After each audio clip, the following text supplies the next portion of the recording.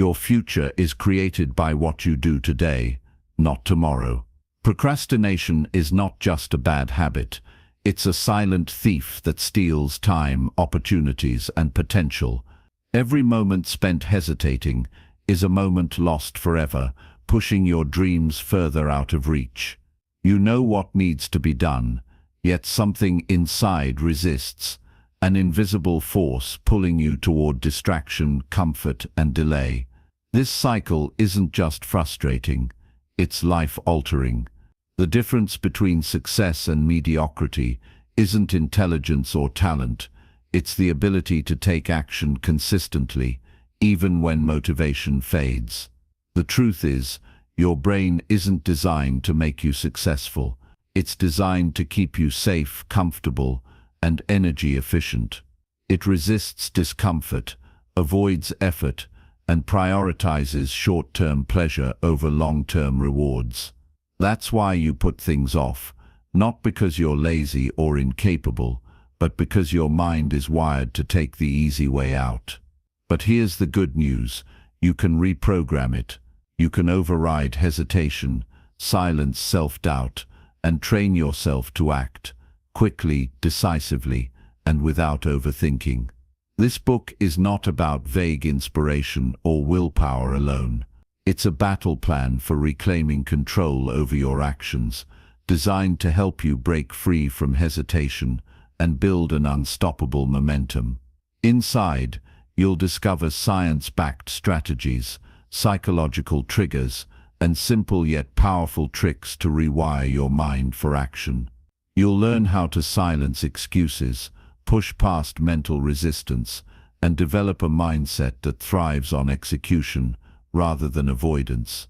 If you are tired of watching time slip away, tired of setting goals only to abandon them, tired of feeling stuck in the same patterns, then now is the time to change. Procrastination is not a personality trait. It's a behavior, and behaviors can be changed. The most successful people in the world aren't waiting for the perfect moment. They take action despite uncertainty, discomfort, or fear. Your future depends on what you do right now.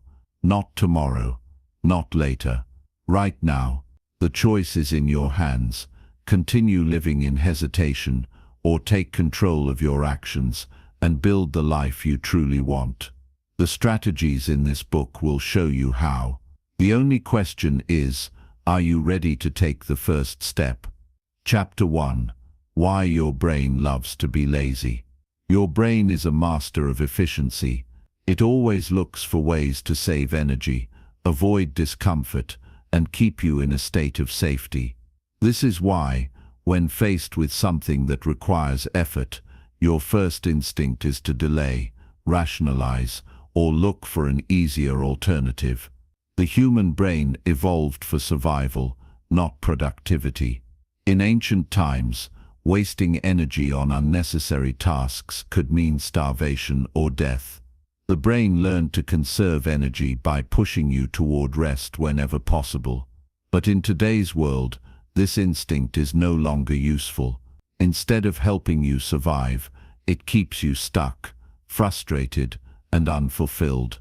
Think about a time when you planned to do something important. Maybe it was working on a project, exercising, or learning a new skill. At the moment of action, your brain likely came up with 100 reasons to delay. You're too tired right now. It would be better to start tomorrow. You need to do more research before beginning. These thoughts feel real, but they're nothing more than excuses your brain generates to protect you from discomfort. The problem is, this automatic response creates a cycle. The more you give in to avoidance, the stronger the habit becomes. Your brain learns that putting things off is an effective way to avoid discomfort, so it keeps doing it. Before you know it, procrastination becomes second nature. The task that once seemed easy now feels overwhelming. The more time that passes, the heavier it becomes. Suddenly, what could have been done in an hour now seems impossible to even start. Every time you avoid action, You teach your brain that hesitation is the right response. But hesitation is nothing more than a mental habit. It's not a personality trait or a lack of ability. It's simply a pattern that has been repeated so many times that it feels natural. And just like any habit, it can be broken. The key is understanding that motivation doesn't come first, action does. Most people believe they need to feel ready before they can start. They wait for the perfect moment, the right energy, or the ideal circumstances. But this moment never arrives. Waiting for motivation is like waiting for a bus that never comes. You don't need motivation to start. You need to start to create motivation. Action creates momentum. The hardest part of any task is the beginning. Once you take the first step, your brain shifts gears. What once felt impossible suddenly feels manageable. This is why the smallest movement in the right direction can change everything. Your mind works like a snowball rolling down a hill. At first, it's small and slow, but with each movement, it picks up speed. The longer it rolls, the harder it is to stop. When you take action, even in the smallest way, you activate this momentum. Your brain shifts from resistance to engagement. The task no longer feels overwhelming.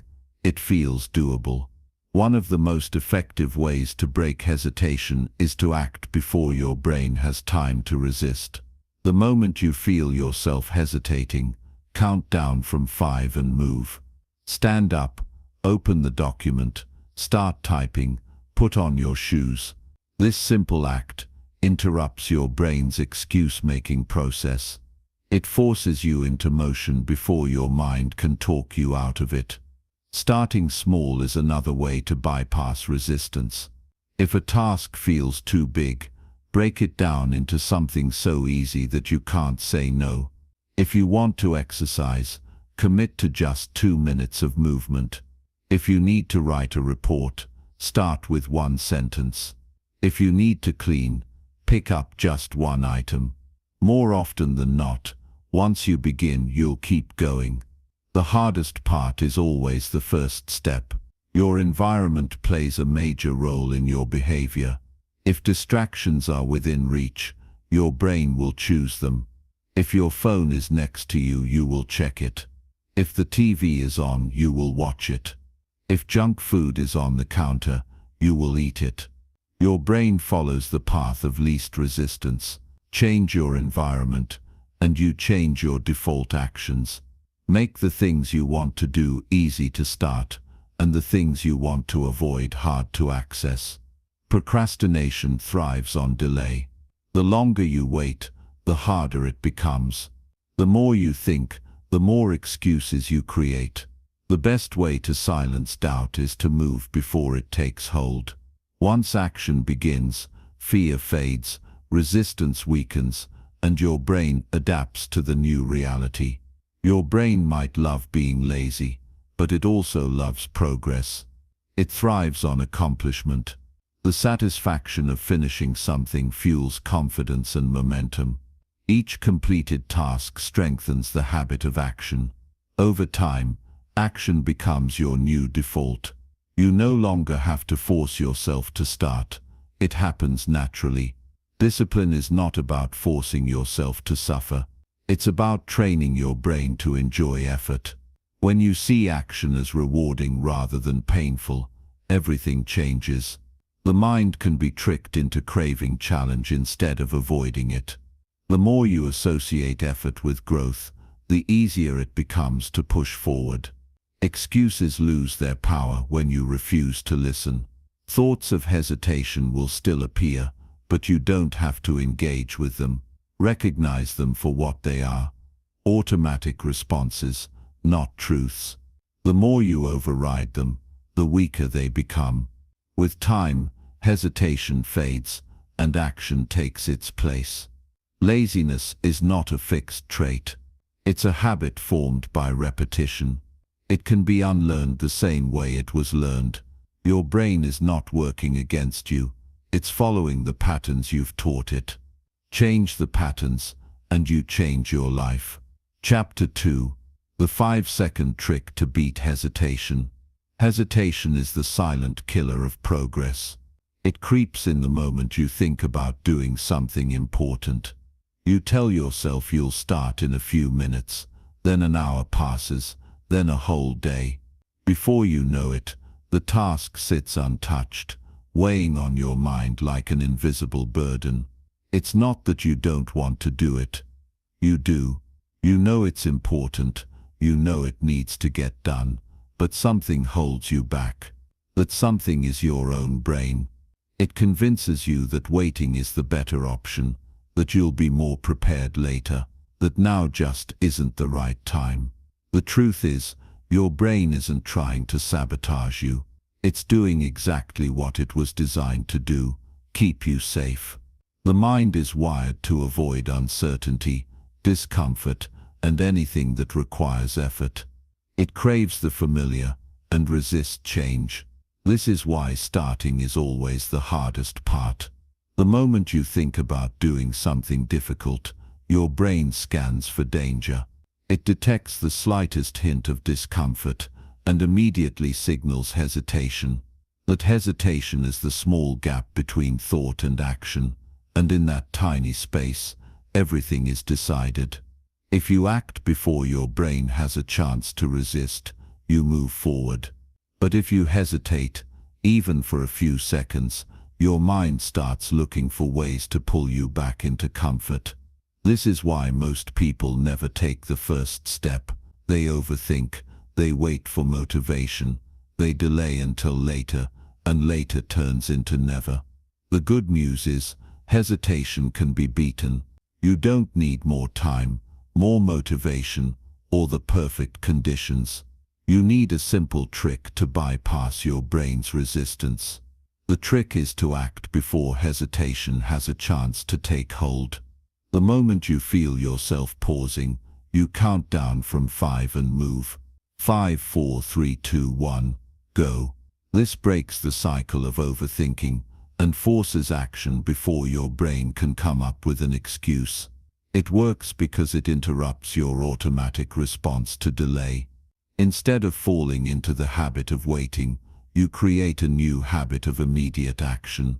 The more you do this, the more natural it becomes. Starting is never about feeling ready. It's about making the decision to move before your mind stops you.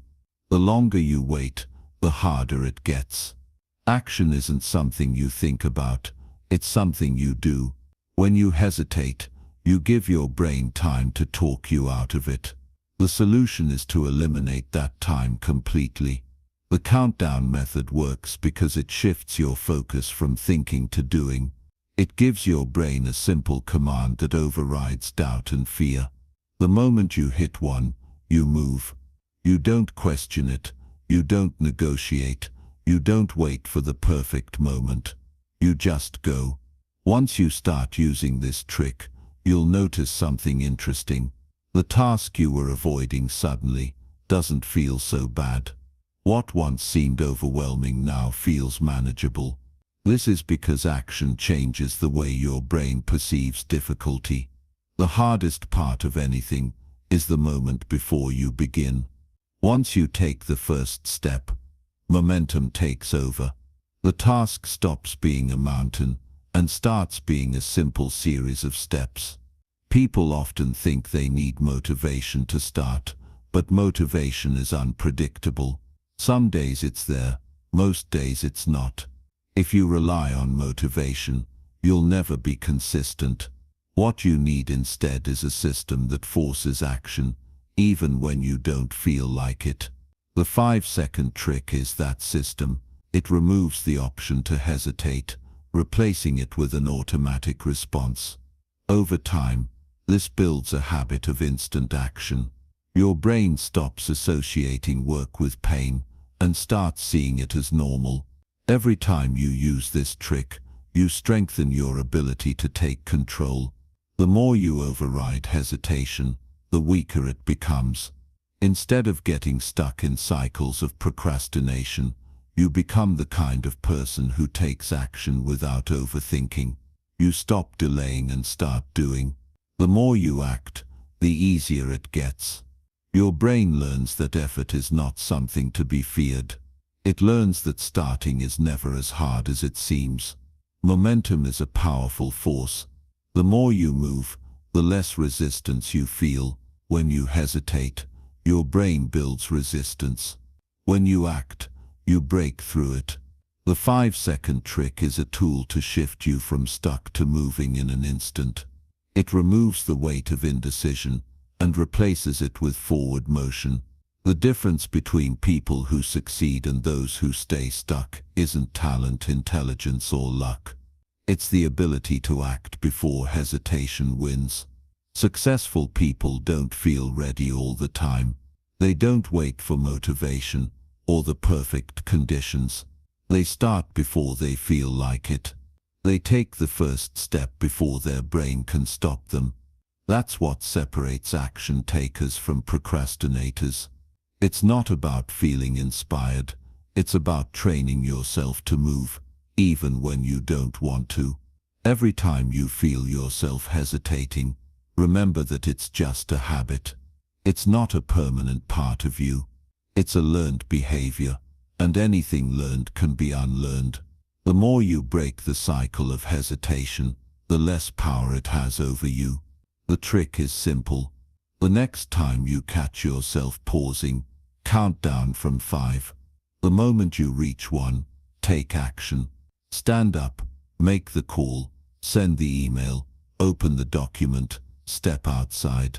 Whatever it is, do it before your mind has time to resist. Hesitation only lasts a few seconds. If you can beat it in that small window, you win. The 5-second trick is the easiest way to do that. It's fast, it's simple, and it works. It removes the need for motivation and replaces it with instant action. No more waiting, no more excuses, no more overthinking. Just 5, 4, 3, 2, 1, go. Chapter 3. How to start when you don't feel like it. There are moments when the thought of starting feels impossible. The task is right in front of you, yet you sit there staring at it, waiting for something to change. You tell yourself that you'll begin in a few minutes, but those minutes turn into hours, sometimes even days. The weight of inaction builds, making the task feel heavier than it actually is. The longer you wait, the worse it gets. It's not that you're incapable or unwilling, it's that your brain has convinced you that starting is too difficult. The mind has a way of exaggerating effort. It turns a simple action into a massive obstacle. What should be a 5-minute task feels like climbing a mountain. This is why starting is always the hardest part. Once you begin, everything gets easier. The resistance you felt before suddenly disappears. The work that seemed overwhelming no longer feels that way. You realize that the hardest thing wasn't the task itself, but the act of beginning. There is a simple way to break through this mental barrier. Instead of waiting to feel ready, you shrink the task down to its easiest form. If you don't feel like writing a report, tell yourself you'll just write 1 sentence. If you can't get yourself to exercise, commit to doing just 1 push-up. If you're avoiding cleaning, pick up just 1 item. When you remove the pressure of doing everything at once, the resistance fades. The mind no longer sees the task as overwhelming, so the excuse to delay disappears. Once you start, a strange thing happens. That 1 sentence turns into a paragraph. That single push-up leads to a short workout, and picking up 1 item often leads to cleaning the whole space. The trick is that action creates momentum. The moment you move, your brain shifts from hesitation to engagement. What once felt difficult now feels natural. You don't stop after 1 sentence because your mind is already in motion.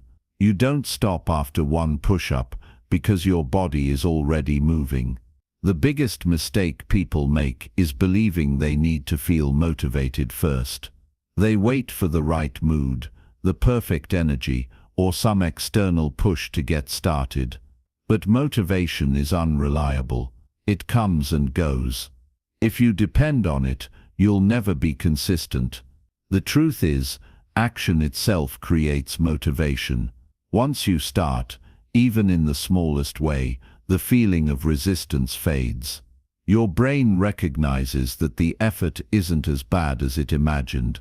The more you act, the more motivated you become. If you want to break free from procrastination, you must stop negotiating with yourself. The moment you decide to do something, you act immediately. No mental debates, no thinking about how hard it will be, no giving yourself extra time. The more you think, the more excuses you'll create. The mind is clever. It will always find reasons to delay. If you don't give it time to do that, you take control. There will always be days when you don't feel like doing anything. Waiting for the perfect mood is a trap. The key is to focus on showing up, even when you don't feel like it. Even if you don't do your best work, even if it's not perfect, even if you only put in a small effort, it still counts. What matters is that you start. Progress is built on consistency, not perfection. Your brain naturally resists discomfort. It will always push you toward what is easy, familiar, and safe. But the moment you push back, the resistance weakens. Every time you start, despite not feeling like it, you train your mind to respond differently. Over time, taking action becomes automatic. You stop seeing tasks as obstacles and start viewing them as simple steps. The less you hesitate, the more natural it becomes to get things done. It's easy to get stuck in a cycle of overthinking. The more you analyze, the harder it becomes to move. Action is the only way to break this cycle. Instead of planning endlessly, instead of worrying about the perfect approach, you take the first step. No matter how small, no matter how imperfect, movement is the only thing that matters. Thinking about progress does nothing. Only action moves you forward. Your environment also plays a role in how easily you start. If distractions are nearby, your brain will always choose them. If your phone is next to you, you will check it. If the TV is on, you will watch it. If junk food is in sight, you will eat it. Your brain follows the path of least resistance. If you want to make starting easier, design your space in a way that removes distractions and makes the right choice effortless. Place your workout clothes where you can see them, keep your workspace clean, and make the first step as easy as possible. The less effort required to start, the more likely you are to take action. Every day you face small decisions that determine whether you move forward or stay stuck. Do you hit snooze or get out of bed? Do you start the task or delay it? Do you make an excuse or take action? These moments may seem insignificant, but they shape your habits, your mindset, and ultimately your life. Success isn't built on huge bursts of motivation. It's built on small, consistent actions that over time lead to big results. The hardest part of anything is the beginning. Once you start, the resistance fades. The work stops feeling like a burden and starts feeling like progress.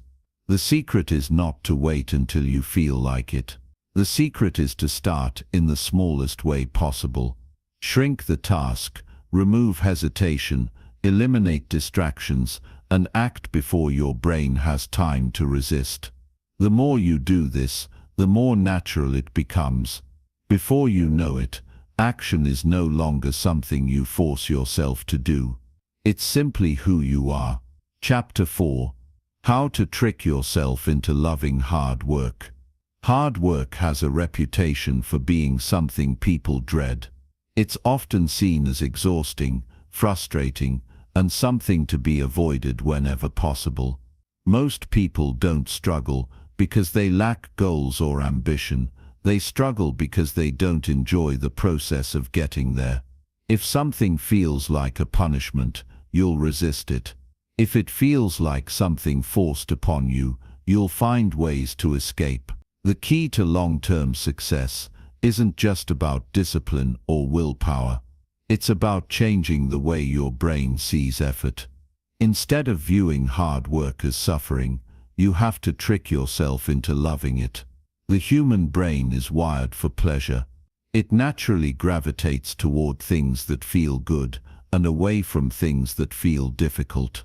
This is why entertainment, social media, and comfort are so appealing.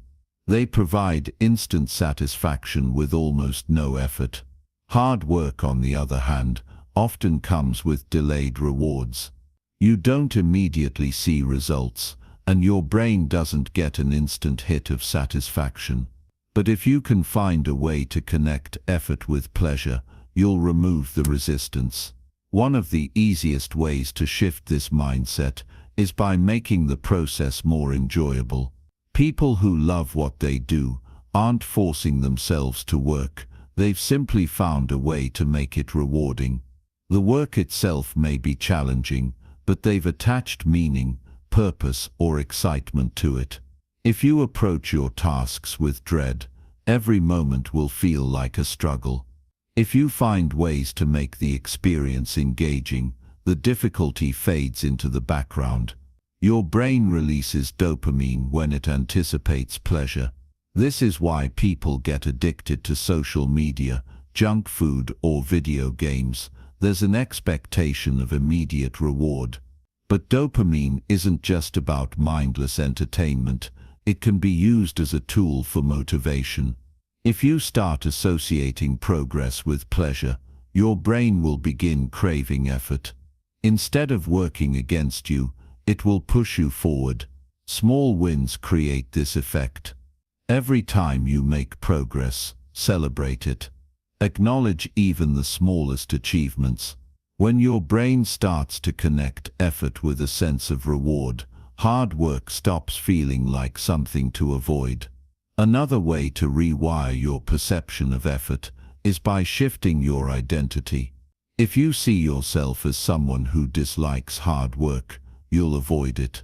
If you define yourself as someone who thrives in difficult situations, you'll embrace it. The way you talk to yourself matters. If you constantly tell yourself that work is miserable, that you're lazy, or that you're bad at staying focused, those thoughts become your reality. But if you start believing that you're someone who enjoys the challenge, someone who takes pride in effort, your brain will follow. People act in alignment with their identity. When you shift from thinking, "I have to do this," to "this is who I am," everything changes.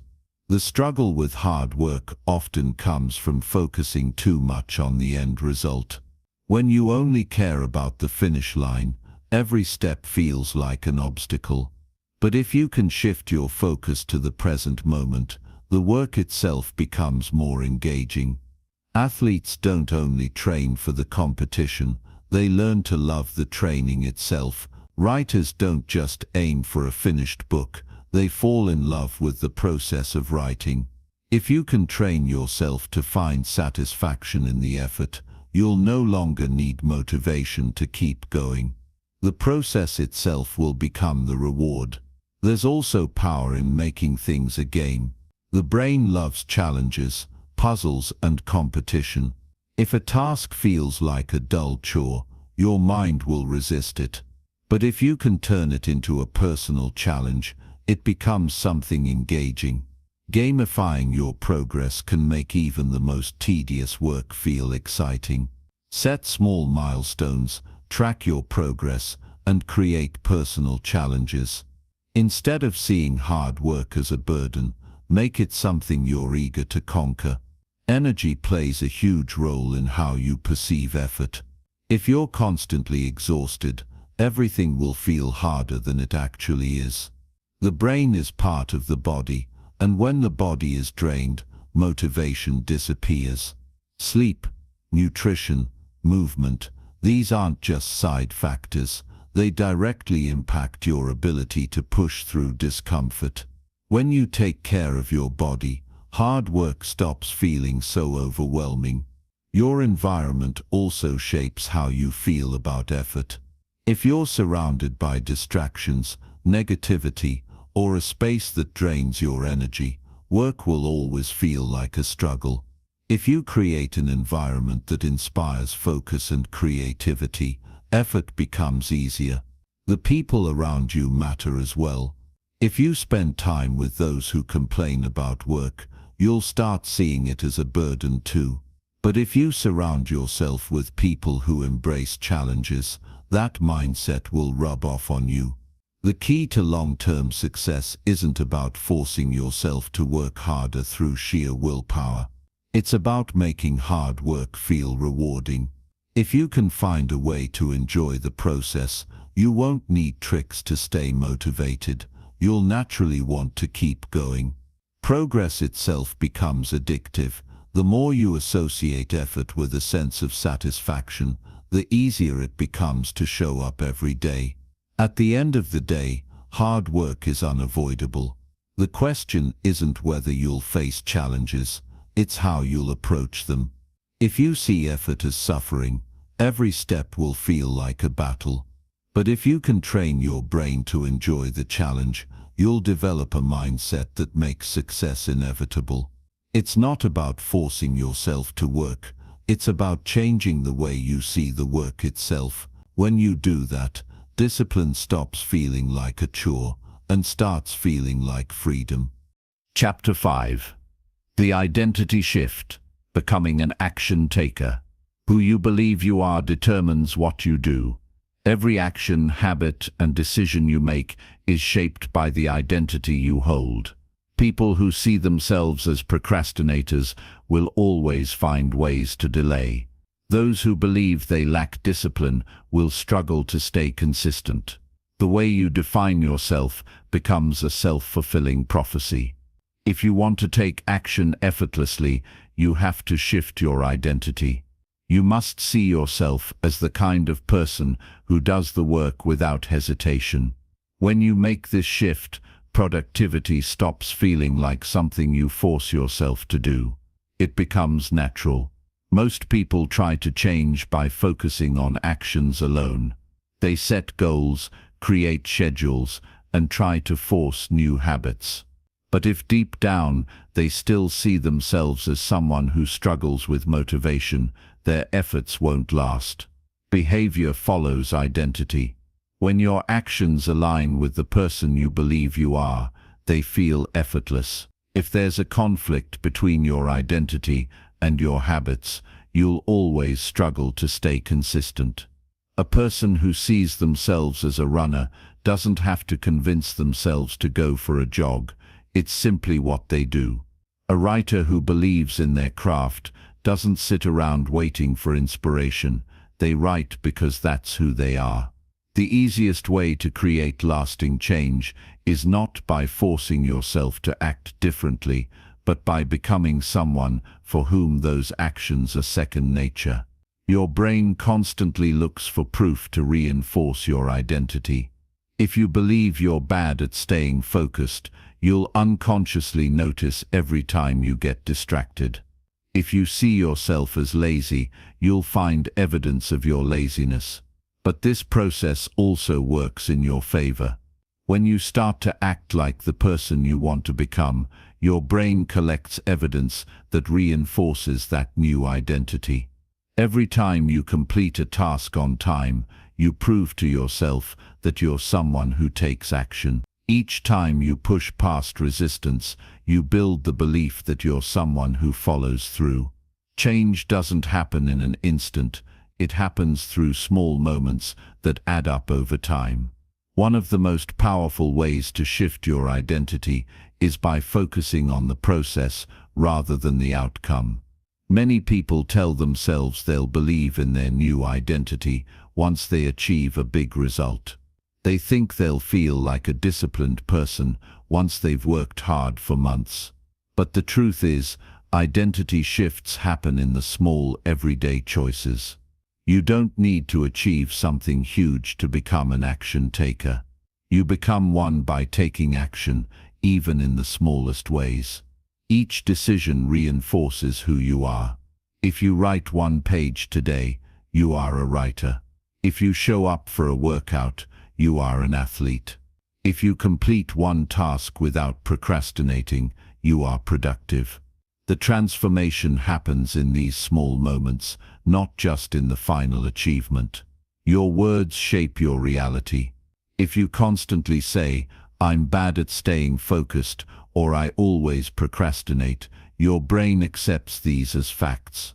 But if you start telling yourself a different story, your actions will follow. Saying, "I'm becoming the kind of person who takes action immediately," shifts your mindset. It reminds your brain to look for proof that supports this new belief. Every time you follow through on a task, no matter how small, you strengthen that identity. The more you reinforce this narrative, the more automatic your actions become. Your environment also plays a crucial role in shaping your identity. The people you surround yourself with influence the way you see yourself. If you spend time with those who complain about work and avoid responsibility, you'll absorb that mindset.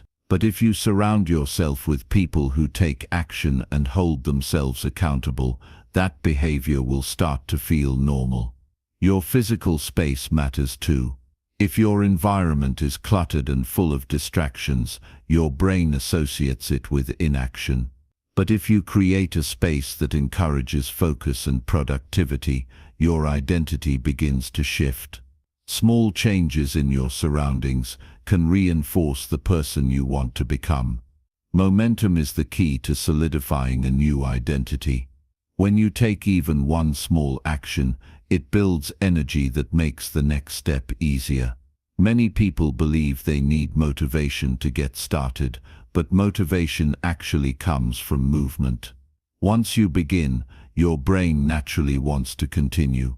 This is why the first step is always the hardest, but once you take it, everything flows more easily. Every time you act in alignment with your new identity, you make it stronger.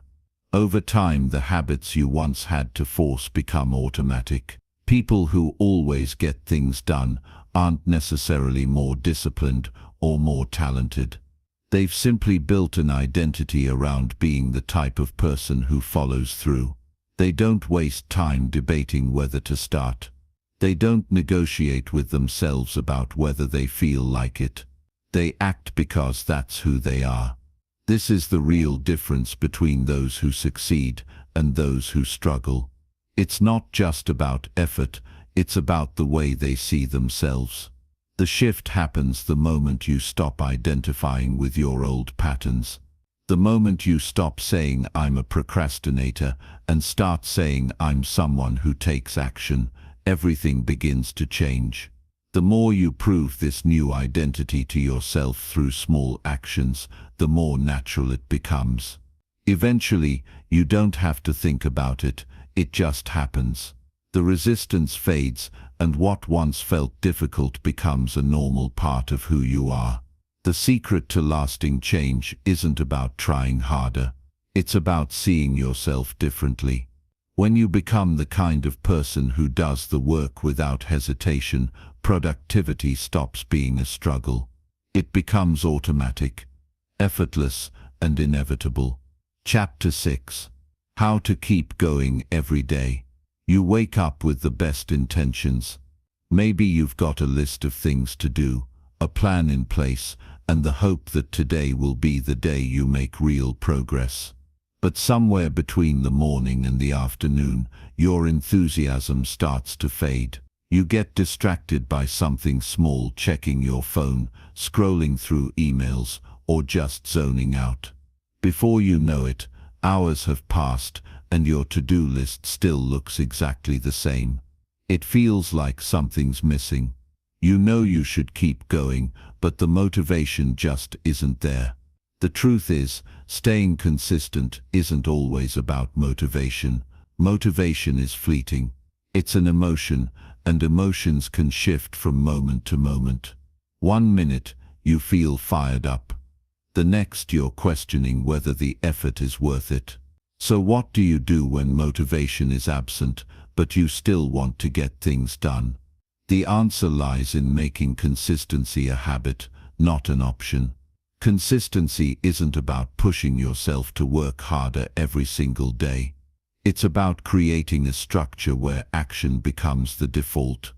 There's a powerful shift that happens when you stop relying on motivation to get things done. You don't wait until you feel inspired to act.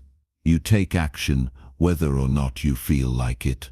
The key to staying consistent is building routines that don't rely on fleeting feelings, but on systems that guide you toward progress. It starts by understanding that consistency isn't about perfection. It's about showing up, day in and day out, even when the conditions aren't ideal. The goal isn't to have a flawless streak, it's to develop the habit of moving forward, even when things feel difficult. You don't need a perfect day to keep going. You just need to make sure you don't let a bad moment or a setback derail you completely. The most successful people aren't necessarily those who work the hardest or smartest. They're the ones who show up, no matter what. The power of small wins is often underestimated. People tend to think they need to achieve huge breakthroughs to see progress, but real momentum comes from incremental victories. Every small step, every single task completed, contributes to your overall goal.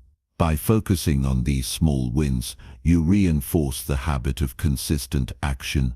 You build a rhythm that becomes easier to follow.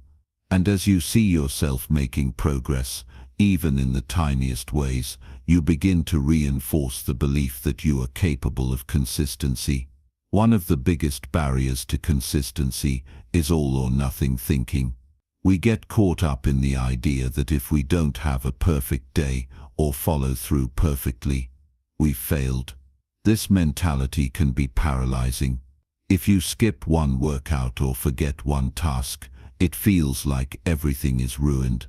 But what if instead of looking at a mistake as a failure, you viewed it as part of the process? Every step back doesn't mean you've fallen behind. It's just one moment in the larger journey.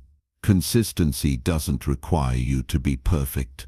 It requires you to be persistent. The difference is subtle but important. Perfectionism causes stress, burnout and anxiety because it sets you up for constant disappointment. Persistence, on the other hand, is about weathering the storms and continuing even when things aren't perfect. You keep showing up. You keep doing the work. And each day, no matter how small, adds up. Building habits that encourage consistency starts with simplicity. You don't need a complicated system or elaborate plan. You need to make the actions so easy to complete that they become automatic. This might mean breaking down your tasks into smaller, manageable pieces. Instead of setting out to write a book in one go, write for just 10 minutes every morning. Instead of aiming to exercise for an hour, start with a 5-minute walk. Over time, these small actions add up and eventually become part of your daily routine. Another key to consistency is setting yourself up for success in the simplest way possible. It's easy to let distractions get in the way, so the trick is to remove as many of them as possible before you start. If you want to write, turn off your phone notifications.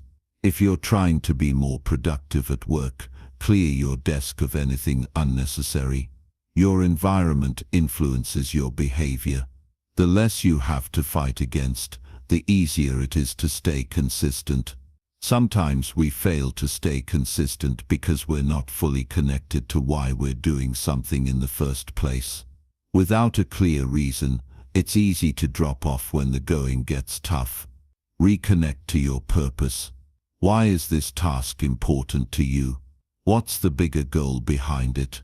When you understand the deeper why, it becomes easier to make the everyday effort feel worthwhile. When you see the bigger picture, The small steps add up to something meaningful. The hardest part is often getting started. Once you begin, the momentum builds, and it becomes easier to continue. The idea of tackling a huge project can feel overwhelming, but breaking it down into smaller tasks makes it more manageable. Even if you only do a little each day, it adds up. Progress is progress, no matter how slow. Every action, no matter how small, is a step forward. Consistency thrives on routine. When you create a structure for your day, it becomes easier to fall into a rhythm of action. This isn't about creating a rigid schedule or becoming obsessed with following a timeline. It's about creating a rhythm that works for you, so your actions flow naturally. This could mean working on your most important task first thing in the morning, setting aside a block of time for deep work, or even having a designated place to work that helps you stay focused. The power of consistency comes from the fact that it compounds over time. It's not about making huge leaps all at once. It's about showing up every day, doing the work, and improving a little bit at a time. The compound effect of daily effort is what leads to big results. It's easy to overlook the small, but when they add up over weeks, months, or even years, the difference is staggering. You can't see it immediately, but with each step, you're getting closer to your goal. Staying consistent isn't always easy. There will be days when motivation is low, when distractions are high, or when life gets in the way. But the key is remembering that consistency isn't about having a perfect day. It's about showing up every day, even when things are difficult. It's about making small daily efforts that add up over time. Keep going, no matter what. Even when you feel like you've fallen off track. Remember, consistency isn't about perfection. It's about persistence, and persistence always wins in the end. Chapter 7. The Power of Deadlines. Why time limits force action. Time seems to move in mysterious ways. Some days it feels like there's never enough of it, and other days it slips by unnoticed. But when you look back, you realize that time doesn't just pass. It's something we must work with intentionally if we want to make the most of it. This is where deadlines come in. They might seem like just a way to manage time, but they're so much more. Deadlines are a tool that can push you to act, cut through distractions, and force you to focus. They transform vague intentions into concrete actions.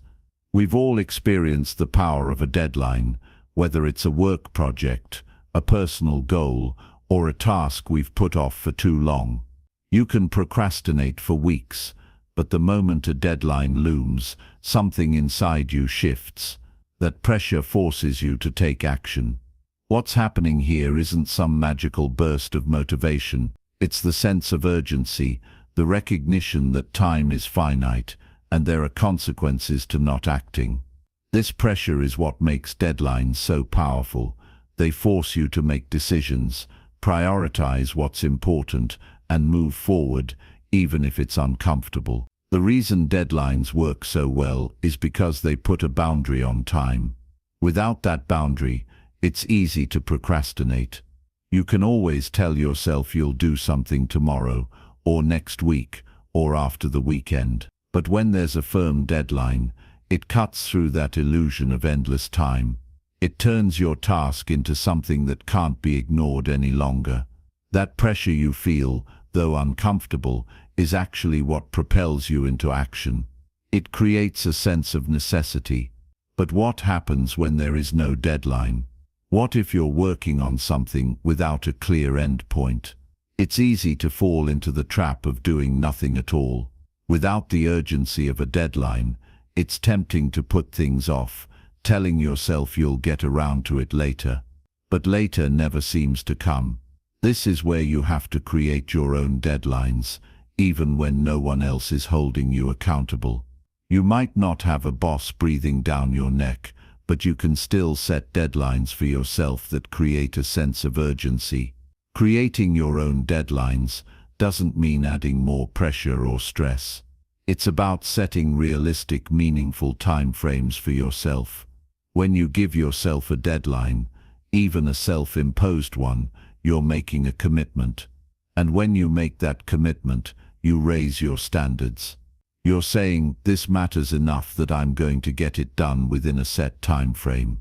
This simple shift in mindset can drastically improve your ability to get things done. The key to making deadlines work for you is understanding how to break down big projects into smaller, manageable tasks. A large project without a deadline can feel overwhelming. You look at the big picture and it feels like there's no way to finish. But when you break it down into smaller, time-bound chunks, it becomes far less intimidating. Instead of thinking about the whole project, focus on one task at a time. Each of those tasks can have its own mini deadline. This gives you both direction and motivation.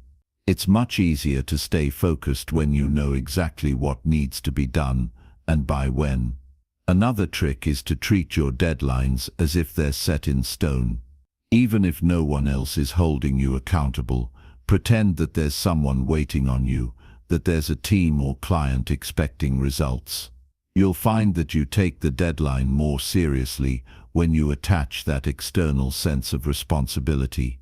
The pressure of knowing that someone else is relying on you, even if it's just an imaginary person, creates the kind of urgency that gets you moving.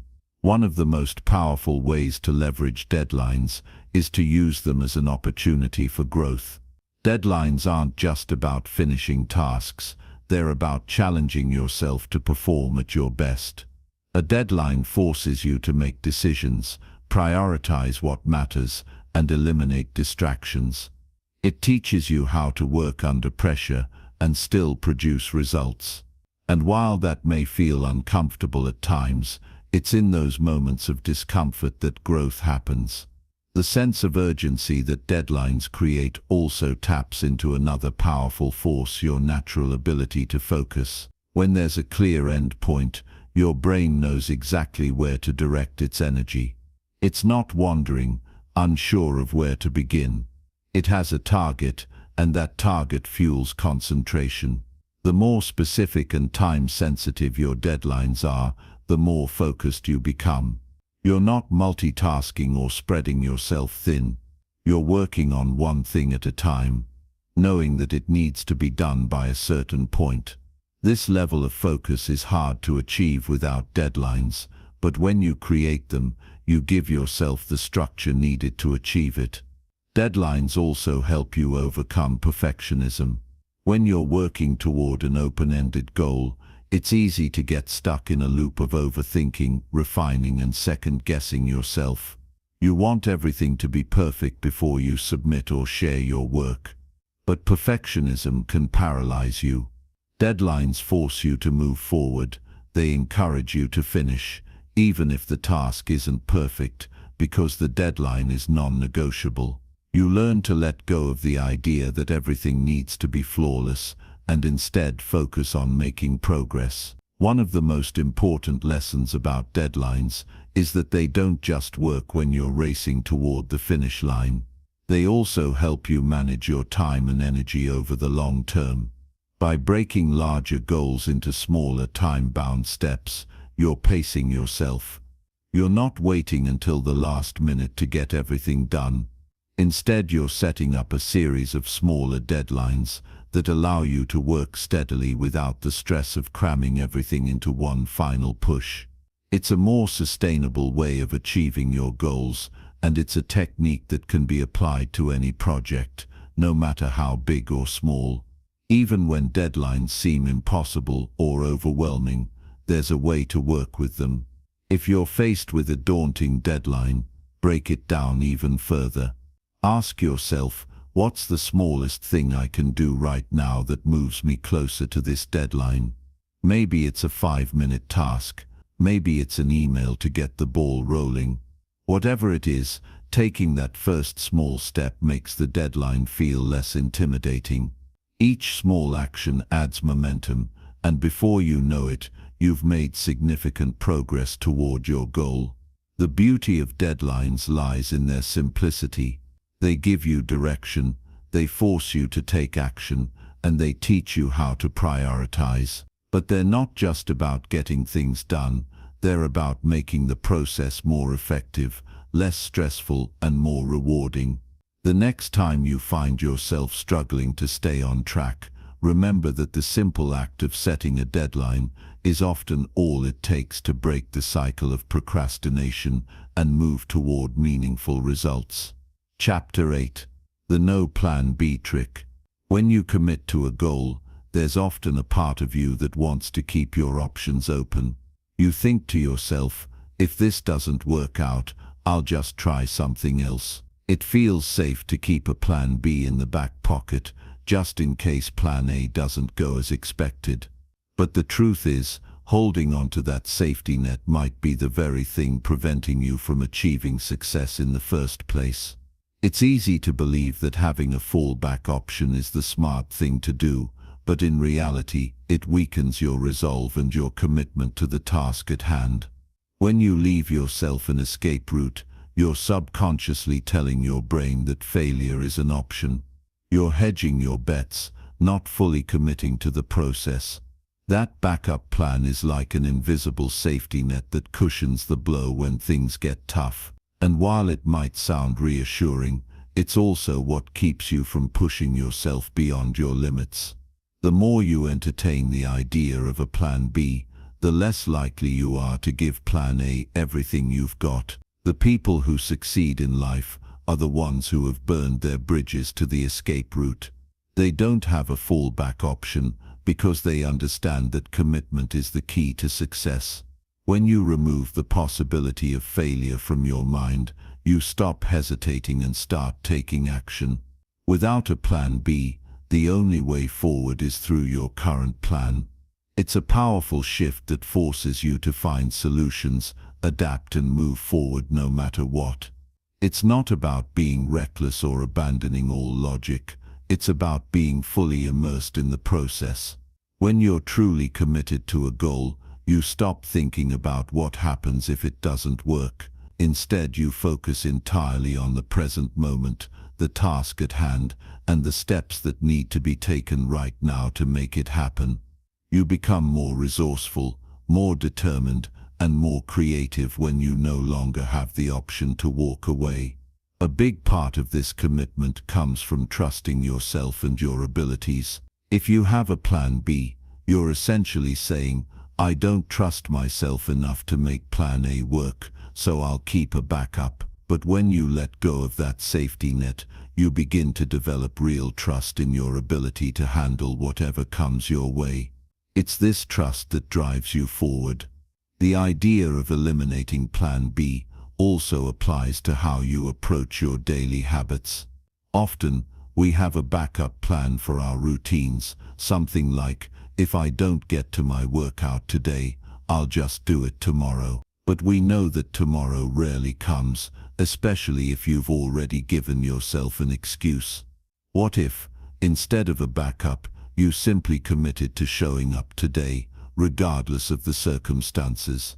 If you truly commit to something, you stop looking for alternatives. You don't give yourself permission to make excuses. And when things don't go perfectly, you don't throw in the towel or retreat to plan B.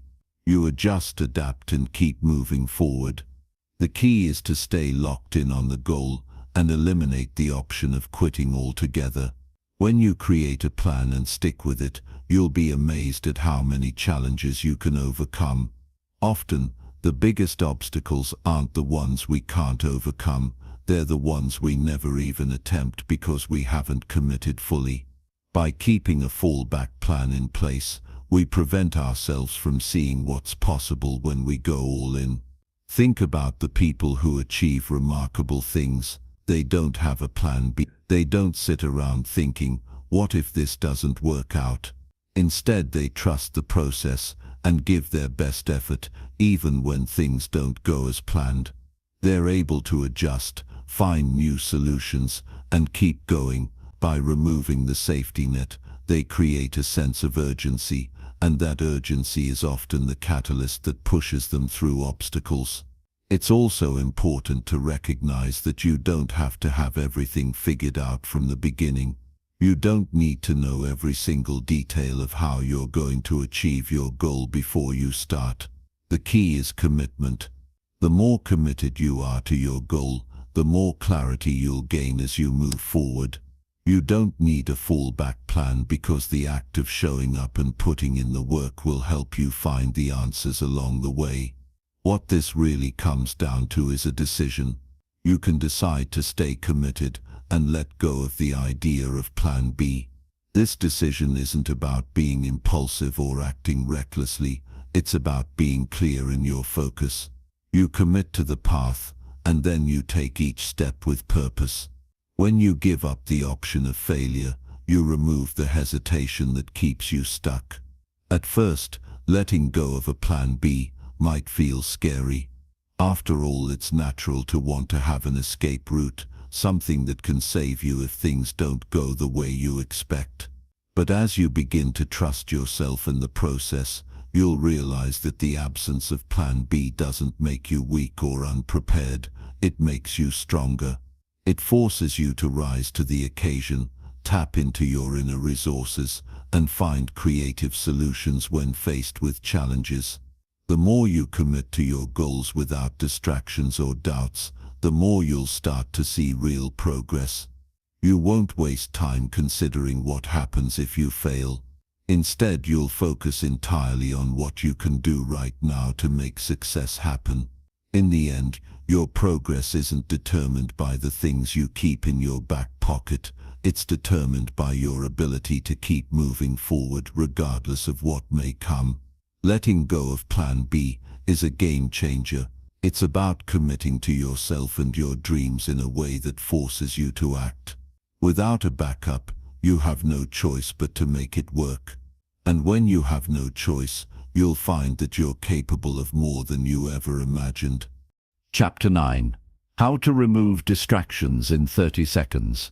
The world is full of distractions, and in many ways, they're designed to pull us away from our tasks.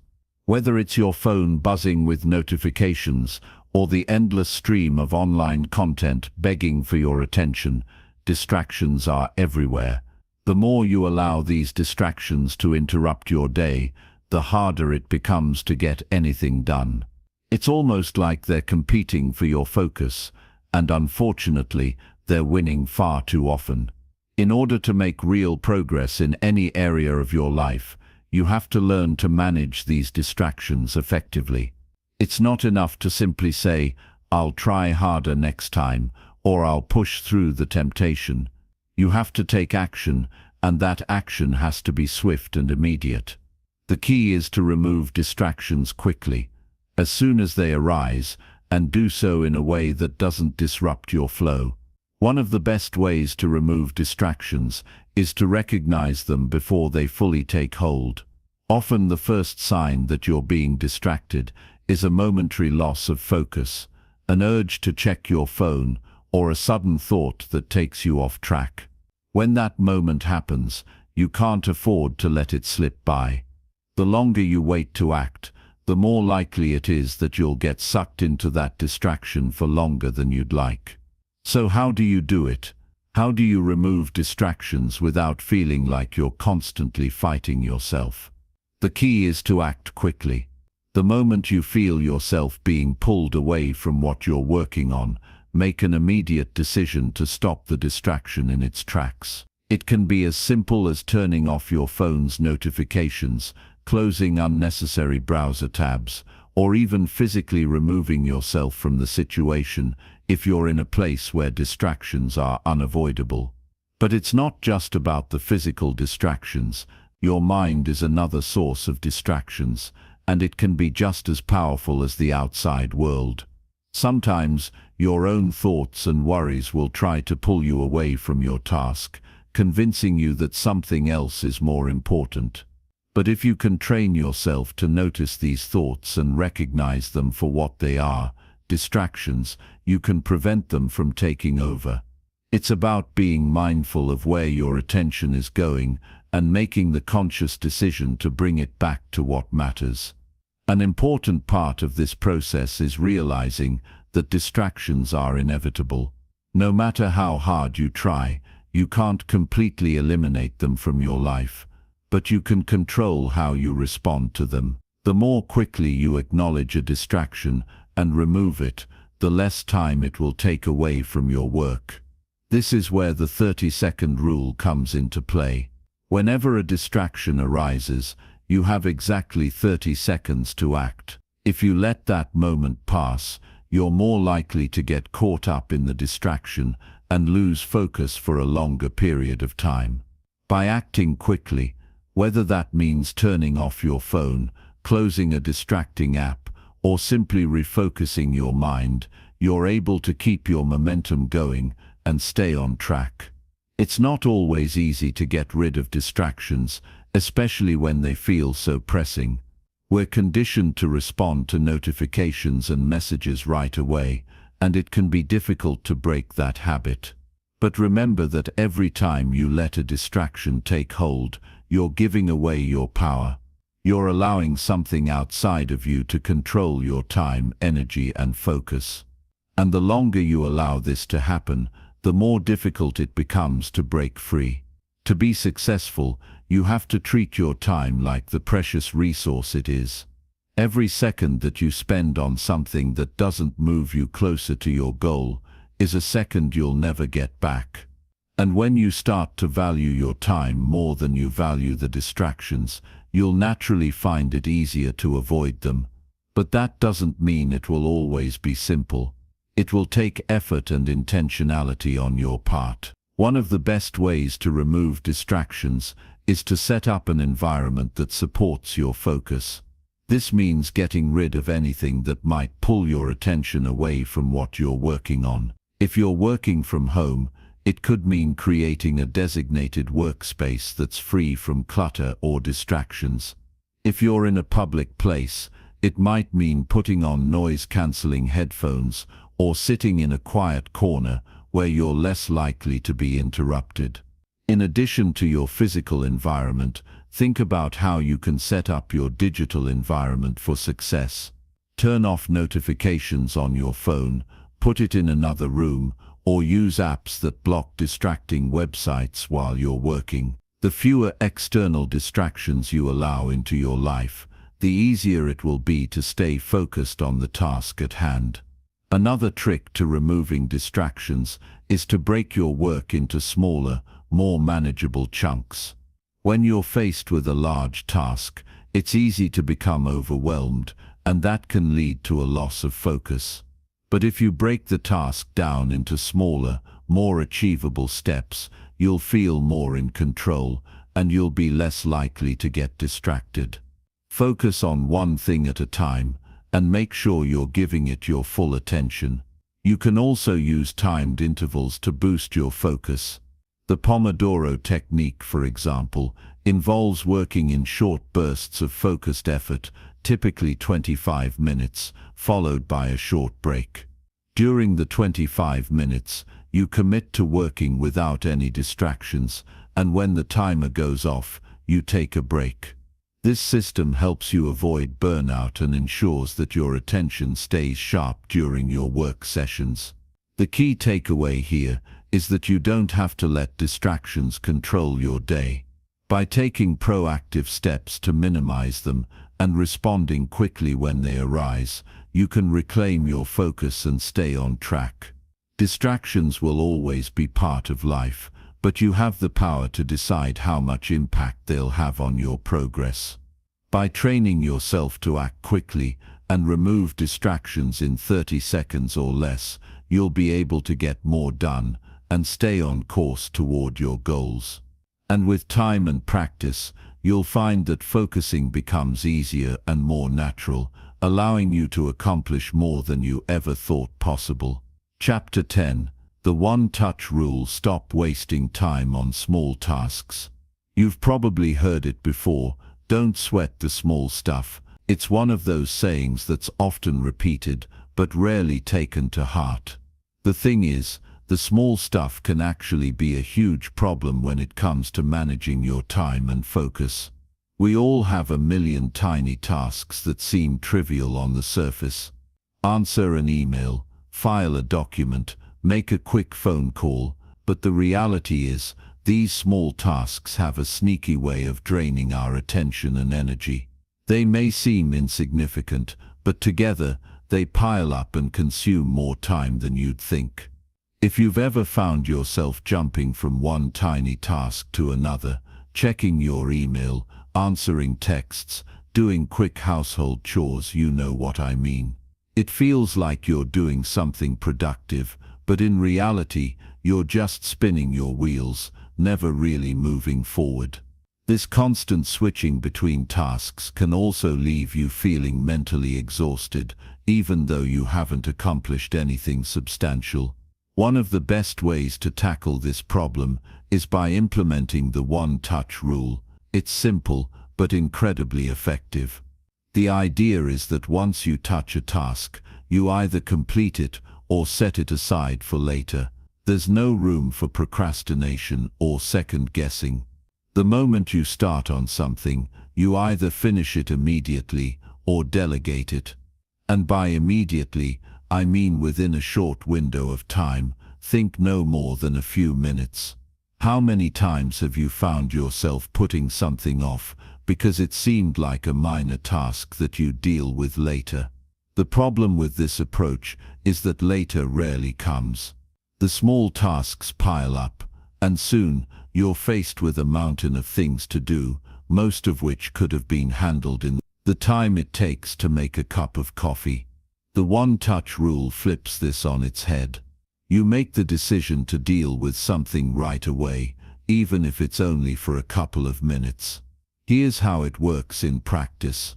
Let's say you open your email inbox and see a message from a colleague asking you to look over a document. If you're like most people, your initial instinct might be to read the email, make a mental note to check the document later, and then move on to something else. But with the one-touch rule, you don't allow yourself to get away with this. The moment you read the email, you take action. If it's something you can do in less than 2 minutes, replying with a quick answer, reviewing a document, or handling the task at hand, you do it then and there.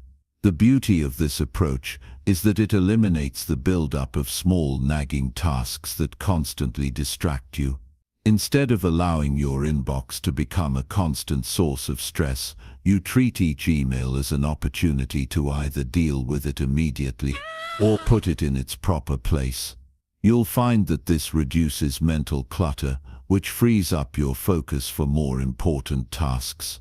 But the one-touch rule isn't limited to email. It applies to all the small tasks that tend to clutter up your day. Every time you find yourself doing something that only takes a few minutes, whether it's responding to a text message, handling a minor request from a friend, or tidying up a small area, ask yourself if you can do it right now. The answer is almost always yes. Instead of putting it off or adding it to your to-do list, you take care of it and move on. One of the common excuses people give for not applying the one-touch rule is that they don't want to interrupt their flow. They're working on something important and don't want to be distracted by these small tasks. While it's true that deep work requires uninterrupted focus, the key is knowing when to take care of these smaller tasks without letting them derail your productivity. You can still manage small tasks efficiently without breaking your concentration. The one-touch rule is about building the discipline to handle things immediately without allowing them to build up and distract you later. By doing this, you prevent a minor task from becoming a major distraction that derails your focus later in the day. Let's say you're in the middle of a big project, deeply focused on the task at hand. You get a text or a quick notification on your phone. Now, if you follow the one-touch rule, you know that you have two choices: either deal with it quickly or ignore it until your work session is over. If you decide to deal with it, You don't let yourself fall into the trap of checking your phone endlessly or letting the distraction derail you. You respond, move on, and get back to your original task without any lingering interruptions. Another key aspect of the one-touch rule is recognizing when something doesn't need your attention at all. We tend to have a knee-jerk reaction to every little thing that crosses our path, whether it's an email, a message, or a small chore. We feel like we need to handle everything right away, but the truth is, not everything is urgent. Sometimes the best thing you can do is ignore a task until it becomes truly important. The one-touch rule helps you identify these moments where letting go of something until later is the best course of action. The one-touch rule is particularly useful when it comes to decluttering your mind. When you leave things unfinished or allow them to pile up, it creates mental clutter that inhibits your focus and energy. By using this rule, you make sure everything gets dealt with immediately and decisively, which helps you maintain a sense of control over your day. And this sense of control is essential if you want to stay motivated and productive. As you start applying this rule in your daily life, you'll notice a few things. First, you'll be amazed at how much time you waste on tasks that could have been handled quickly. Second, you'll find that you have more mental space to focus on the important tasks that actually require your time and energy. You'll start to feel lighter, more focused, and more in control of your day. You may also find that the one-touch rule helps you build momentum. When you take care of small tasks immediately, you get a sense of accomplishment. This sense of progress propels you forward, helping you tackle bigger and more complex tasks. Over time, this practice can help you build a habit of efficiency where you no longer procrastinate on small tasks or allow them to pile up. By following the one-touch rule, you're not just getting things done faster, you're also changing the way you approach your day. You stop putting things off, you stop procrastinating, and you start taking control of your time, your focus, and your productivity. The small tasks no longer control you because you've made the decision to handle them immediately and efficiently. And in doing so, you free up your mental space to focus on what really matters. The power of the one-touch rule lies in its simplicity. It's a small change in how you approach tasks, but it can have a profound impact on your productivity and mental clarity. By training yourself to deal with tasks immediately, you'll be able to handle your day with more ease and confidence, leaving behind the stress and clutter of unfinished tasks. Chapter 11. The Willpower Myth. Why you don't need more discipline. We live in a world that constantly demands more of our time and energy. The more you try to push yourself, the more you're told that it's about willpower. The myth goes something like this: if you had more discipline, you'd be able to conquer your procrastination and get everything done.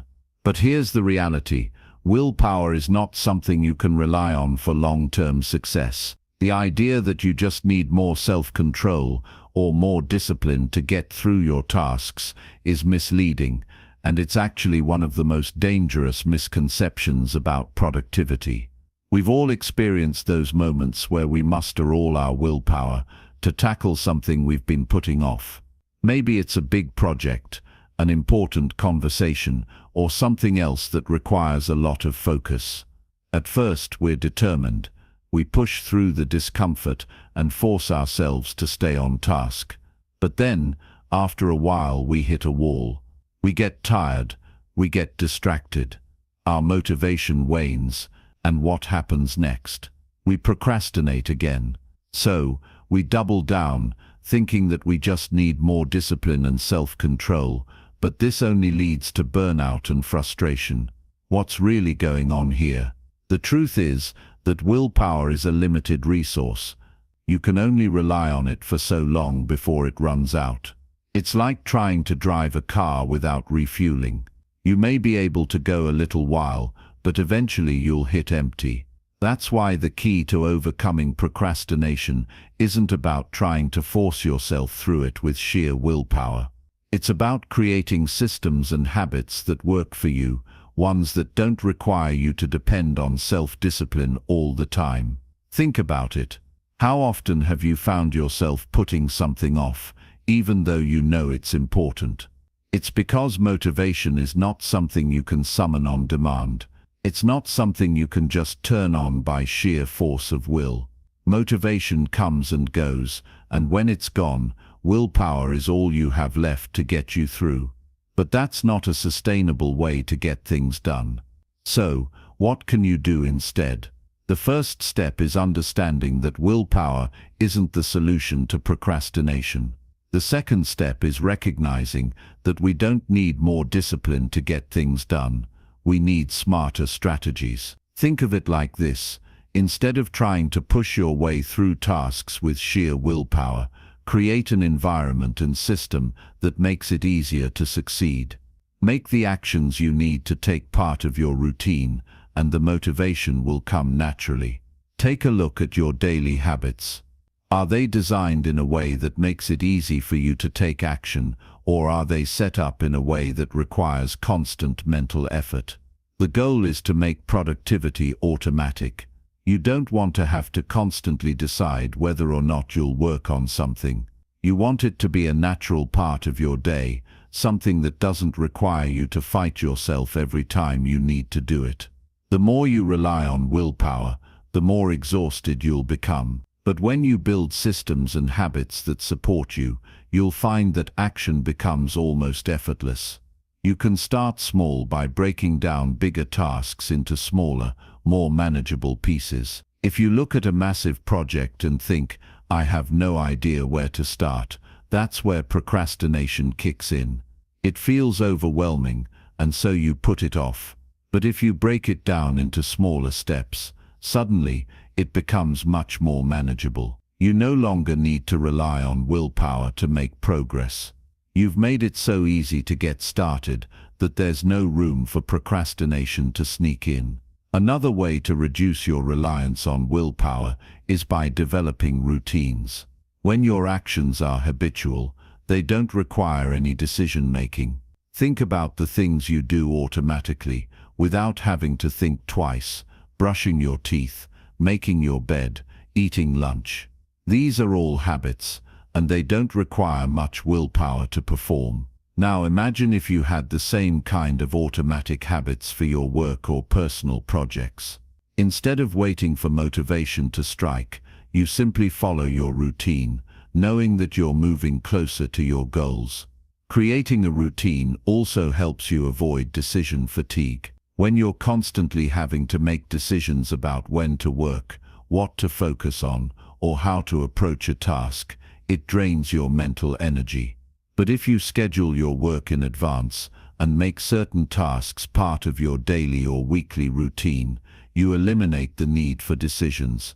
You just do what's next, and the action follows naturally.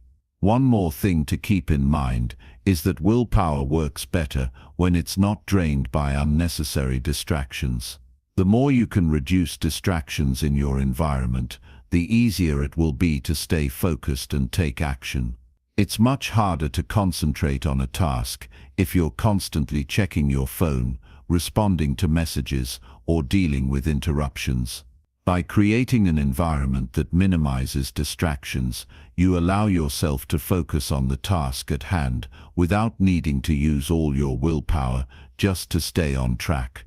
This doesn't mean that willpower has no role in our productivity. It's just that willpower is not something you can rely on alone. It's a limited resource, and using it wisely is key. Willpower is effective when it's used for short bursts of energy, like when you're in the middle of a deep focus session, or when you need to push through a particularly tough moment.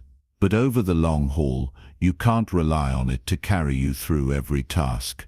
Instead, you need a strategy that makes action automatic and effortless, so you're not draining yourself on a daily basis. Think of it this way: willpower is like a battery. At the beginning of the day, your battery is fully charged. But as you make decisions, push through difficult tasks, and resist distractions, your battery drains. The more willpower you use, the more you have to recharge.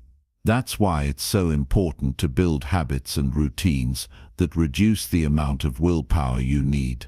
You want to reserve your energy for the moments that really require it. When you start to shift your focus away from willpower and towards creating effective systems, you'll notice a change in how you approach your day. Instead of struggling with self-doubt and fighting against your own impulses, you'll feel more in control. You'll stop feeling like you're constantly battling procrastination and instead start to feel like you're making consistent, meaningful progress. That's the power of habits and routines. When you make them work for you, procrastination no longer has a chance. And remember, the key here is not perfection. You won't always stick to your habits perfectly, and that's okay. What matters is that you're creating a framework that supports you in getting things done, even when motivation and willpower aren't at their peak. This approach will serve you far better in the long run than simply trying to force your way through every task with more self-discipline. Chapter 12. The Never Miss Twice Rule. Procrastination is an easy habit to fall into, and once you're in it, it's hard to break free. You might feel like you're constantly slipping into the same old cycle. You begin with good intentions, but then something derails you. A moment of hesitation turns into a day, a week, or even longer. But the good news is, it's possible to change that cycle. You just need to remember one simple rule: never miss twice.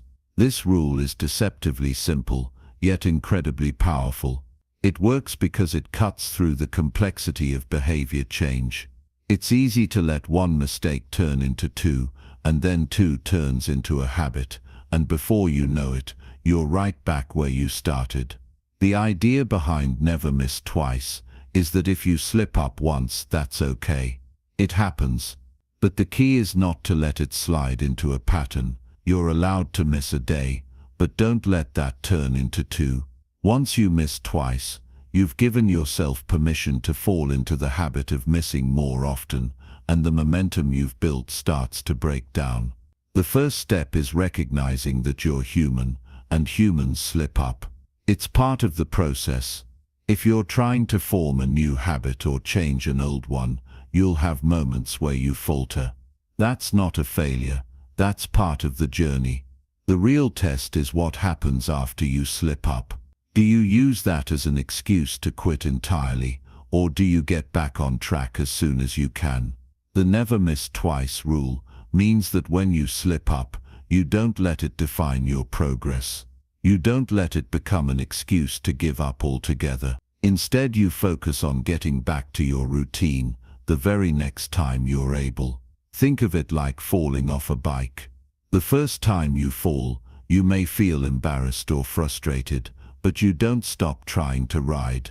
You get back up, and you try again. If you were to let that first fall stop you, you'd never learn how to ride. Life is much the same. Missing a day or failing once doesn't define you, but how you respond does. When you get back up quickly, you maintain your momentum, and you keep moving forward. This concept is essential in the fight against procrastination, because the moment you let yourself miss more than once, you've given procrastination a foothold. When you're trying to build momentum or stay consistent, the smallest slip-up can feel like the end of the world. It's easy to let a missed task or a day of procrastination snowball into something bigger. But the secret is in the recovery. The faster you can recover, the less power procrastination has over you. When you train yourself to bounce back immediately, you break the cycle before it has a chance to build any real momentum. Another powerful aspect of never miss twice is how it helps prevent all or nothing thinking. This is a trap that many people fall into. They think that if they can't do something perfectly, they shouldn't do it at all. One missed day becomes a justification to quit entirely, and the progress you've made feels like it's been wiped out. But in reality, perfection isn't the goal, progress is. The never miss twice rule helps you maintain your progress, even on the days when things don't go perfectly. You allow yourself room for mistakes, but you don't let those mistakes derail your overall goal. This rule also works wonders for long-term consistency. One of the reasons we procrastinate is that we see a big task and we feel overwhelmed. We think, this is too much, I'll never be able to do it all. But when you follow the never miss twice rule, you take the pressure off. You don't have to do everything in one go. You just need to show up consistently. If you can't do everything today, that's fine. Just don't skip 2 days in a row. When you stop expecting perfection and accept that you'll miss a day or get off track sometimes, you can start focusing on the bigger picture. The days when you're off track don't matter as long as you get back in the game the next day. What matters is showing up more often than not. If you make the rule to never miss twice, you're setting yourself up for success in the long term. The consistency you build over time will become the new habit, and it will be much easier to stay on track. Building this kind of consistency requires a mindset shift. It's not about avoiding failure or perfection. It's about embracing progress. It's about giving yourself permission to stumble, knowing that it doesn't define you. The key is to recognize that missing one day doesn't have to lead to missing more. It's a small but significant distinction that makes all the difference. Take a moment to think about the times in your life when you've let one mistake become 2, then 3, and so on. Maybe you've done it with a workout routine, or a project at work, or even with personal habits.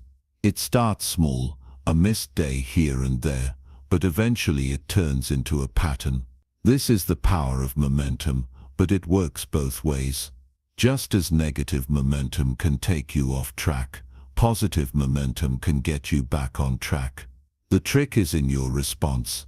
When you miss, get right back to it. The faster you do that, the more your brain starts to associate consistency with ease, and the less procrastination will hold power over you. You can think of your mind like a train. Once it's moving, it's hard to stop. It takes effort to get it started, but once you build up momentum, it keeps moving with less energy. The same thing happens with good habits. The more you show up, the easier it becomes to show up again. And if you let one slip up derail you, it's like stopping that train completely. The more you allow yourself to stop, the harder it is to start again. The rule is simple: never miss twice. When you do, you keep the momentum alive.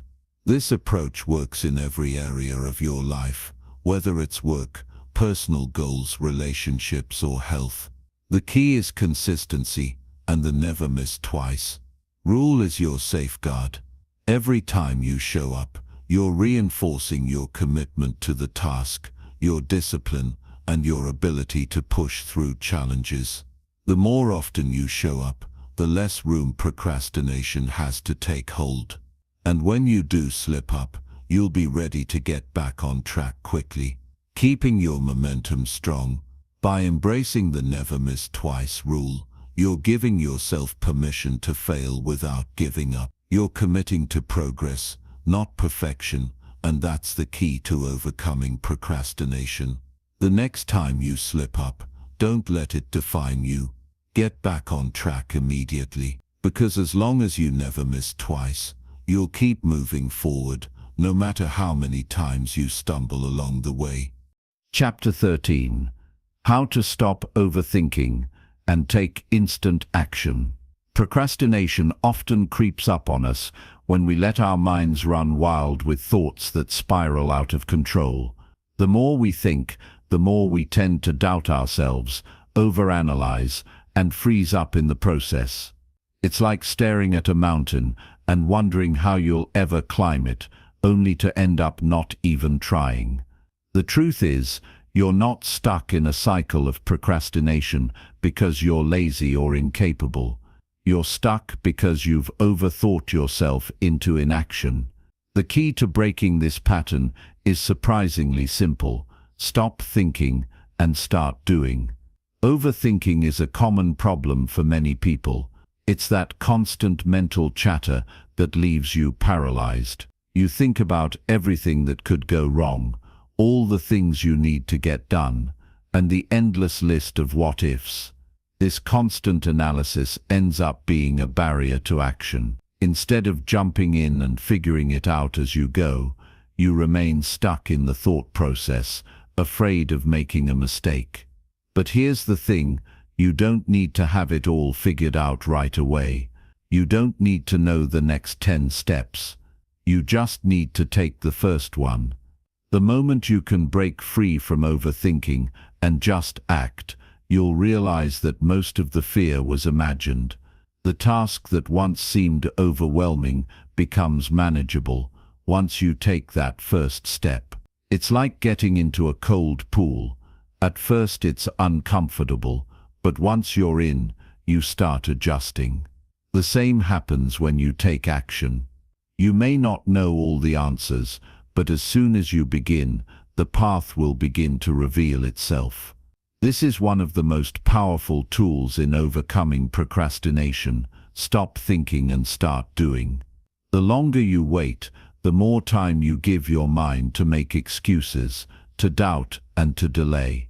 The quicker you act, the less time your mind has to create all of those roadblocks. A simple trick to cut through the noise is to focus on the very first action, no matter how small. Forget about the entire project or goal for a moment. Break it down to the simplest task, something so small that it's hard to resist.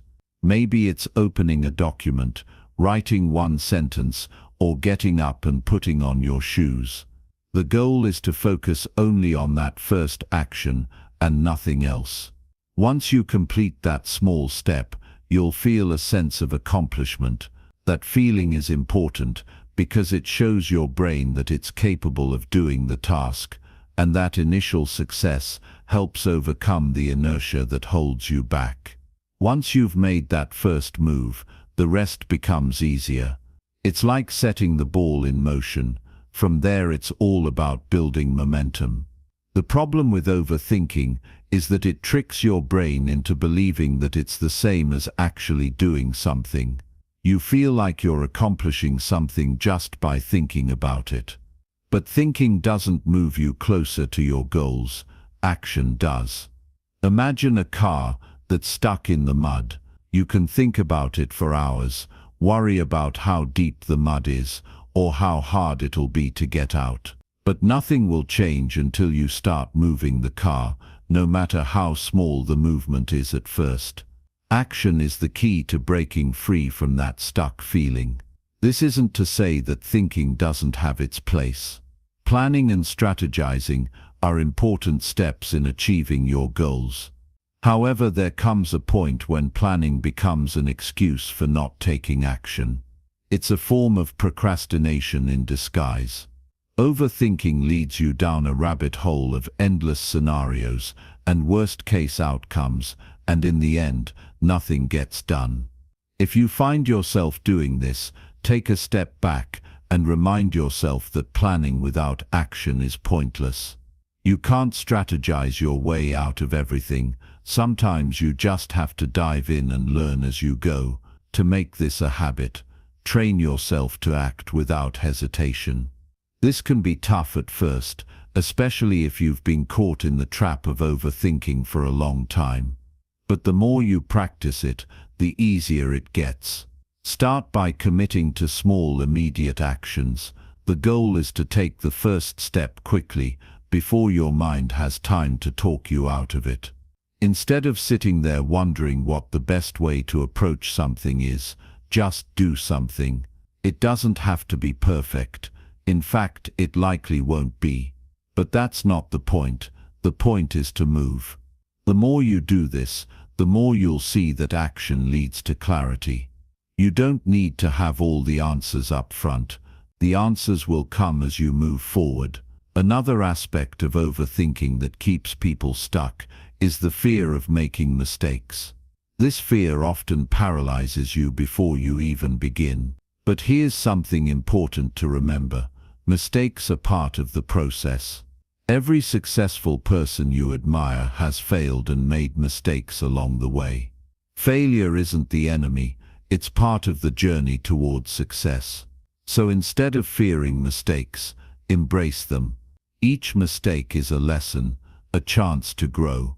When you shift your mindset to see mistakes as opportunities for learning, you stop allowing them to hold you back. Now consider how you might feel when you finally take action. At first it might feel uncomfortable or even scary. But as you begin to move forward, you'll realize that most of the things you were worried about were not as big of a deal as you thought. The task becomes more manageable because you're actively engaging with it. And in the process, you gain confidence. Every time you take that first step, you prove to yourself that you are capable, and that confidence compounds. The next time a task arises, you won't hesitate as much because you've built a history of taking action, no matter how small the task. The real beauty of stopping overthinking and starting to act is that it sets you free. You break out of the loop of analysis and paralysis. You take back control of your time and energy. And when you make this a regular practice, procrastination loses its grip on you. Every time you push through the urge to overthink and take action instead, you strengthen your resilience and your ability to follow through.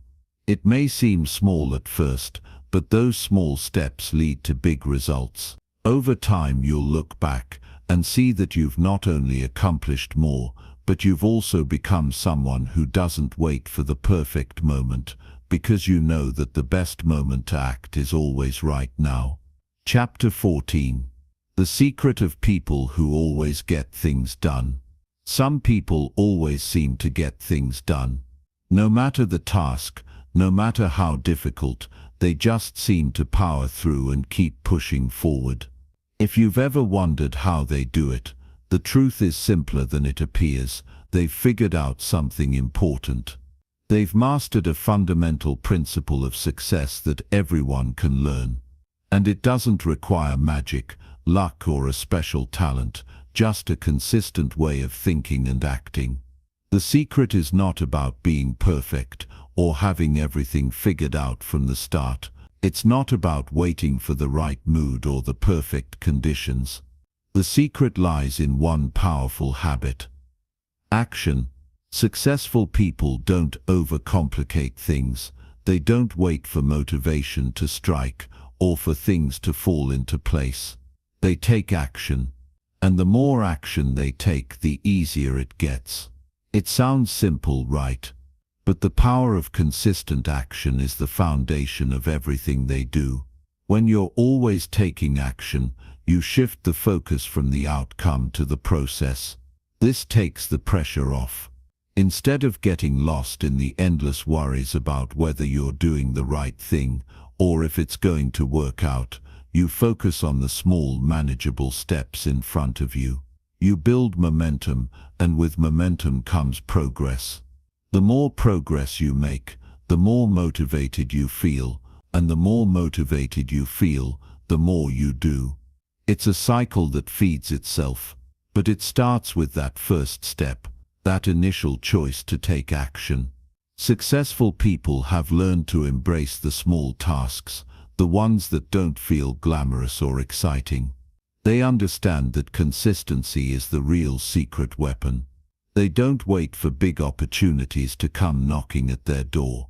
They create their own opportunities by consistently showing up, no matter how small the task or how little progress they seem to be making. Over time, those small steps add up.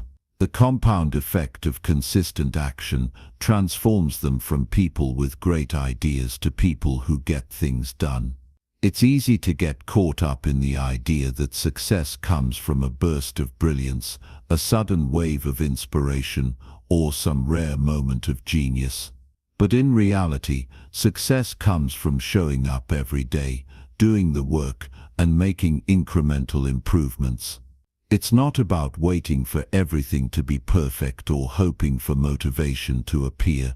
It's about putting in the effort, even when you don't feel like it. Even when the task seems boring or insignificant, it's about doing the work because you know that consistency pays off.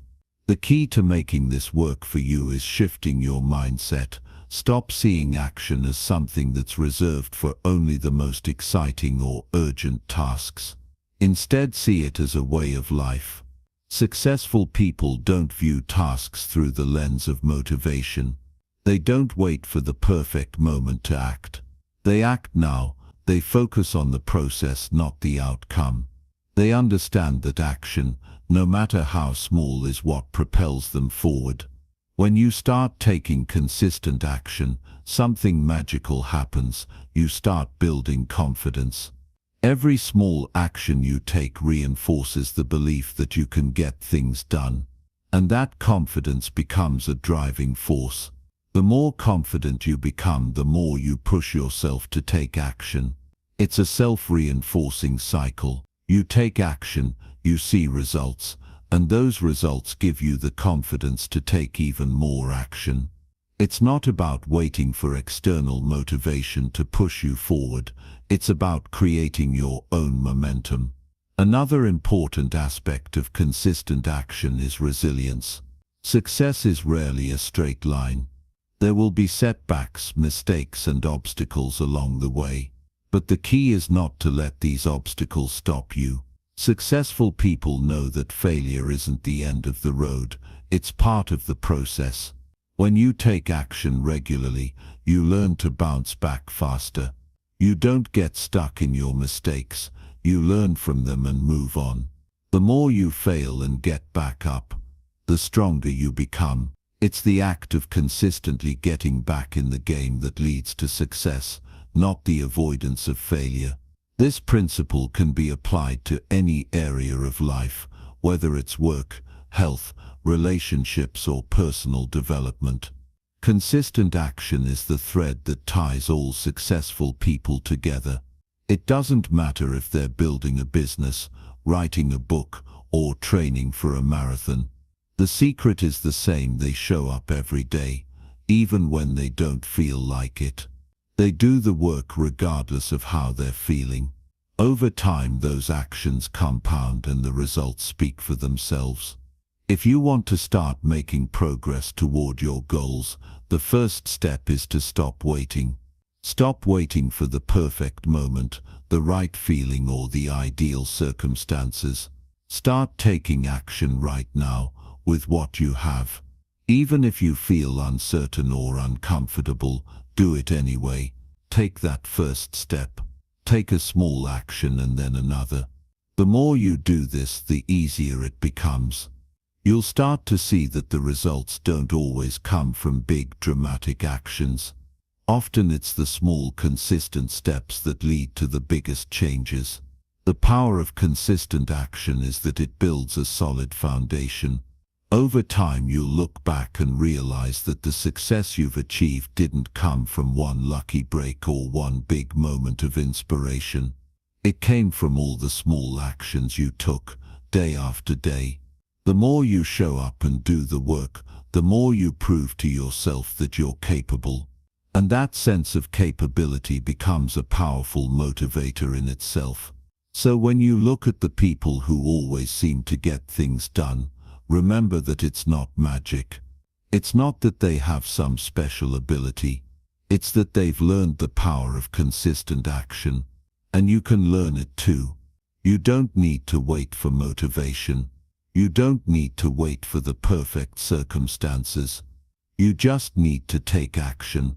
Do something, no matter how small, and then do it again. Over time, you'll see that action is the key to breaking through procrastination and creating real lasting change in your life. Chapter 15. The 5-minute end-of-day review. You can spend an entire day being busy and still feel like you got nothing meaningful done. The hours pass, tasks pile up, and by the time the day ends, exhaustion sets in. Yet there's this nagging feeling that nothing truly moved forward. This happens because, without reflection, without looking back at what was actually accomplished, the mind remains scattered. The key to real progress isn't just in doing, it's in understanding what was done, what worked, and what needs to be improved. The process of reviewing your day isn't just a productivity hack, it's a mindset shift that helps you take control of your time instead of letting it control you. Most people underestimate how powerful a simple 5-minute habit can be. The tendency is to either ignore the past entirely or dwell on mistakes without extracting anything useful from them. But reflection isn't about judgment, it's about clarity. It's about recognizing patterns, seeing where time was wasted, acknowledging where energy was well spent, and making sure the next day is better than the last. The difference between those who stay stuck and those who grow isn't in how hard they work, it's in how well they learn from their own experience. When you start reviewing your days consistently, you begin to notice small things that you might have otherwise ignored. The distractions that stole your focus. The moments where you hesitated when you should have acted. The unnecessary overthinking that delayed decisions. Noticing these patterns gives you power, because once you see them, you can change them. When the day ends, the mind is often either restless or exhausted. Some people feel guilty about what they didn't do, while others are too drained to even think. But the mind needs closure. It needs a signal that the day is complete, that everything has been processed, and that tomorrow can start fresh. Without this, stress builds up. Unfinished tasks carry over like extra weight. Loose ends create mental clutter, making it harder to focus when the next day begins. The simple act of reviewing the day and setting a clear plan for the next prevents this. It's like organizing your thoughts, the way you'd organize a messy desk. Things stop feeling overwhelming because everything has a place. One of the most effective ways to make reflection a habit is to ask yourself a few simple but powerful questions. What did I accomplish today? What could I have done better? What are my top priorities for tomorrow? These aren't questions to overthink. They are questions to answer instinctively, based on what naturally comes to mind. If you start doing this daily, patterns emerge. You start seeing what consistently holds you back. You start recognizing what actions lead to the most progress. It's like having a personal coach in your own head, guiding you towards smarter decisions without needing anyone else's input. The beauty of this habit is that it doesn't require much effort.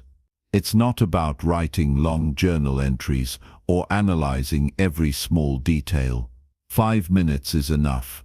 5 minutes to pause, reflect, and reset. In those 5 minutes, you give yourself the opportunity to process everything without carrying unnecessary stress into the next day. You give yourself a mental checkpoint, a way to separate one day from the next, so that every morning begins with a clear direction instead of scattered thoughts. Many people think that productivity is about squeezing more tasks into their day, but real productivity is about doing the right things consistently. If you don't reflect, you don't know if you're moving in the right direction. You might be busy, but busyness without progress is just another form of procrastination. When you take the time to look at what's working and what's not, you gain control over your results. You stop relying on random bursts of motivation and start creating a system that ensures success, even on days when you don't feel like putting in the effort. People who consistently grow are those who pay attention to their own progress. They don't just work blindly, they take note of what's effective and what isn't. They adjust their approach based on real experience, not just theory. And they don't see mistakes as failures, they see them as lessons. When you review your day, you train your brain to think this way. Instead of getting frustrated about what didn't go well, you start asking, what can I learn from this? And that shift in mindset makes all the difference. A common mistake people make is believing that small habits like this won't make a difference. But that's the same thinking that keeps people stuck in cycles of procrastination. Change doesn't happen overnight. It happens through small, consistent actions that compound over time. 5 minutes of reflection might seem insignificant, but done daily, it reshapes the way you think and act. It creates awareness, and awareness is what leads to change.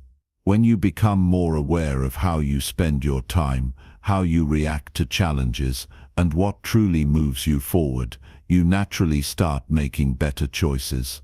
One of the biggest benefits of this habit is the sense of closure it brings. Instead of carrying unfinished thoughts and worries into the night, you end the day with a sense of completion. The brain works best when it knows what to focus on. When you reflect on what was done and set a clear intention for the next day, your subconscious keeps working in the background. You wake up with clarity instead of confusion. You start the day already knowing what matters, instead of wasting the first few hours figuring it out. Building this habit doesn't require discipline, it just requires consistency. It's easy to skip, easy to tell yourself it's not necessary. But the people who master their time, who stay focused, and who achieve their goals are the ones who hold themselves accountable. They make reflection part of their routine, not as an extra task, but as a necessary step toward improvement.